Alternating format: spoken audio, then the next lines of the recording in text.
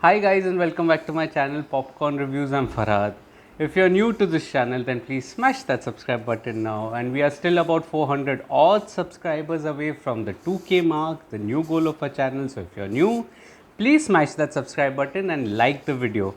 And in case you're wondering where have I disappeared, I did not feel like making any video for the past week. It was getting a little heavy and I didn't want to compromise on the content of the video, and so I decided to take a little break and be back after I'm a little rejuvenated. So sorry for that, but I have been watching a lot of content. All that information is present on my site, Popcorn Reviews with a double S. So do visit that and check out those reviews. But today, since it's Friday, I decided let's make a video today. I felt a little upbeat about the film that I'm going to be discussing, which is the Hindi film Bloody Daddy, which is now streaming for free on Jio Cinema. Now, the interesting bit is that I had watched the original French film from which this film has been adapted, called Nuit Blanche.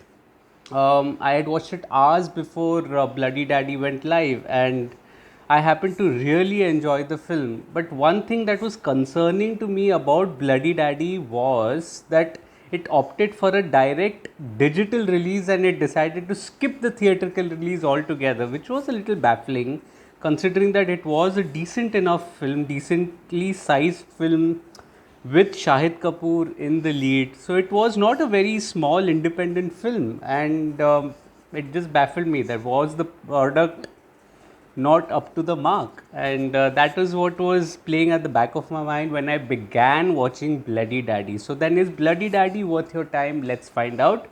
Coming to the story and screenplay, Bloody Daddy is the story of a protagonist who, along with his sidekick, steals or robs a drug bag from the drug couriers. This until his son gets kidnapped. So then, how are these events linked is what the film forms, and will he be able to save his son? It just, that film just throws some light on that, as well as you get to know about what character motivations are there and how the characters are interacting, how the story is shaping.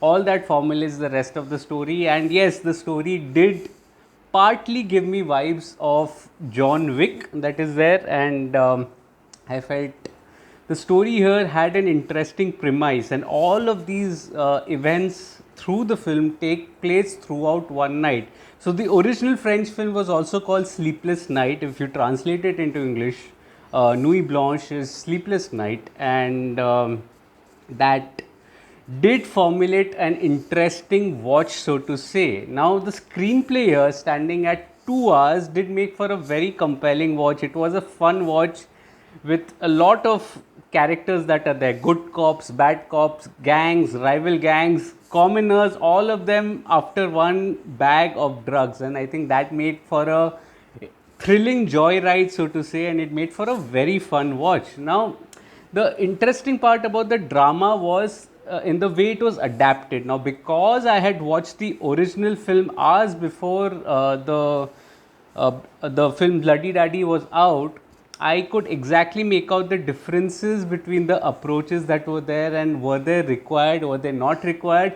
So, firstly, the setup, which was of Delhi, New Delhi, it added texture to the dramas right away, and it was set against the backdrop of the pandemic, which actually justified the crime rates that were going up, and it made for a very interesting start. Now, it was more or less scene to scene. I wouldn't say a scene to scene copy, but yes, it was, the trajectory of the drama was almost similar. You are introduced to the protagonist and how he robs the bag of drugs that are there. This until a chain of events leads to his son getting kidnapped, to him getting a call of exchanging his son for the bag of drugs that is there. Lot many things that are going on, but it made for an interesting watch because it was laced with a little humor. Although I did felt that the dark humor that was there, it could have been cultivated a little more throughout the film, and I think that would have made an even better watch. Um, the original film was in the neo noir space. This is also in the neo noir space, but I felt here it was slightly more humorous, and there was potential to explore that even further. Now, First things first, if I have to directly compare the films, both films had an interesting bunch of characters, although the medium was such that both the characters, some of the characters in both the films weren't exactly well fleshed out, you can say. But having said that, that still did not deter my watching experience for either of the films. Now, there was a lack of emotional connect in both the films, but the nature of the subject was such that it did not demand that. I mean, I did not miss that. Yes, there was a motivation, emotional motivation that was there, but the emotional connect wasn't there. There's a difference, and that was all made up with some good action sequences which were quite gory, and it made for a fun watch. Now there are a few additions that happen, small tweaks here and there that happen in Bloody Daddy, which are not there in the original, especially in the middle. Now the length of Bloody Daddy is 2 hours, which is 20 minutes more than the original film. This, where did these 20 minutes go? It went in fleshing out a certain sequences that are there, certain scenes that are there. It did take a slightly different trajectory in the middle, and in the end they had an outro, so these all contributed to the length of the film. Now the interesting bit was that there was this chase sequence. For people who watched the original, there was a chase sequence through the nightclub that was there, where the protagonist is followed by a couple of cops, and that made for an incredible watch. It was thrilling, and that wasn't there here. So I did miss that part, I must say. Although that mid-interval sequence that was there, it was a high-concept action sequence, and I really liked that. It was really nicely choreographed that was there. The twists and turns in the screenplay will keep you invested throughout, which leads to a satisfactory end. Let's put it this way: it leads to a satisfactory end, but the outro, it just changed the equation that much more. Where I think the writers got a little too indulgent. The outro wasn't really required. It could have stopped exactly at the point where the original film had stopped, which would have added purpose to the drama. This, it just nullified a little. I mean, if you reason it out, it was just nullifying the very angle that was established during the film. But the screenplay overall was a lot of fun. I really enjoyed the film, and it made for an incredibly exciting watch, which was ultimately the purpose of the film. Now, coming to the technical aspects, the dialogues, music, and the direction, the dialogues here are quirky and make for a solid impact. The music in itself is alright, but if you watch it with the film, the songs just go perfectly with the film, and it makes for a spectacular watch, considering that you're watching a Badsha number against an action sequence. That is, I think that was a genius idea. It made for a lot of fun. The BGM here is also excellent. It is a banger of a soundtrack that is there, especially in the background music that is there, and it enhances the action sequences brilliantly. The cinematography captures it perfectly, although there are a few more jump cuts than I would have ideally liked. But the cinematography and the lighting, it really scales up the film. Although I did feel that in scaling it up, I felt the intimacy that was there in the first part. When I say intimacy, in terms of the setting, in which it was a small hotel with a small nightclub, people partying. This was a lavish hotel or 7-star hotel. So the scale is definitely up. I would have definitely preferred the original setting, but this did not deter my watching experience at all. The director, Ali Abbas Zafar, does know how to adapt the content, and he did a spectacular job with the character motivations that are there, and it made for a splendid watch, considering that he did not provide any respite. Something or the other was happening on screen at every given point of time. It made for a spectacular watch. Now, coming to the performances, I felt the performances are spectacular here. I really like the performances.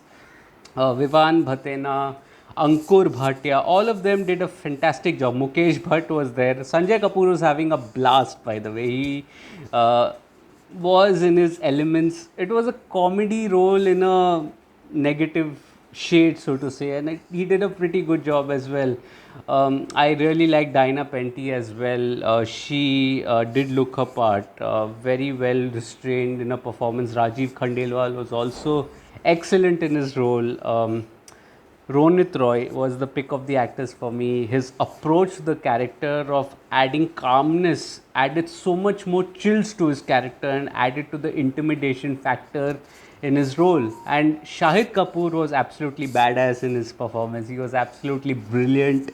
The walks, his mannerism, he was excellent in what was his, debut in the action genre, out and out action genre. I wouldn't count R. Rajkumar because that was slightly in the commercial space. This is not exactly in the commercial space, but it made for a spectacular watch.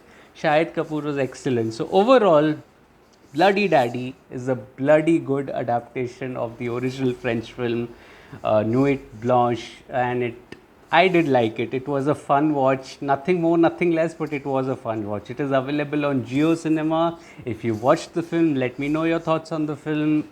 Also, throw me some recommendations. If you're liking this video, please smash that like button. Also, subscribe to the channel, press that bell icon. All of it helps fuel the algorithm. Share this video with your friends and family as well. If you'd like to read my full review of Bloody Daddy on my site, Popcorn Reviews with a double S, the link of which is in the description box below, do visit that as well. Also, follow me on different social media platforms like Facebook, Instagram, Twitter, and Letterboxd. All information is present on the description box below. I do not end up making a video on everything that I watch, but I do write a lot. All information present on my site, Popcorn Reviews with a double S, and on my social media handles. So then I will see you all again very soon. Until then, thank you so much for your love and support and patience, especially in the last week because I did not end up making a video. So then cheers to next time. Thank you so much and take care of yourselves. Wishing you guys a very happy weekend.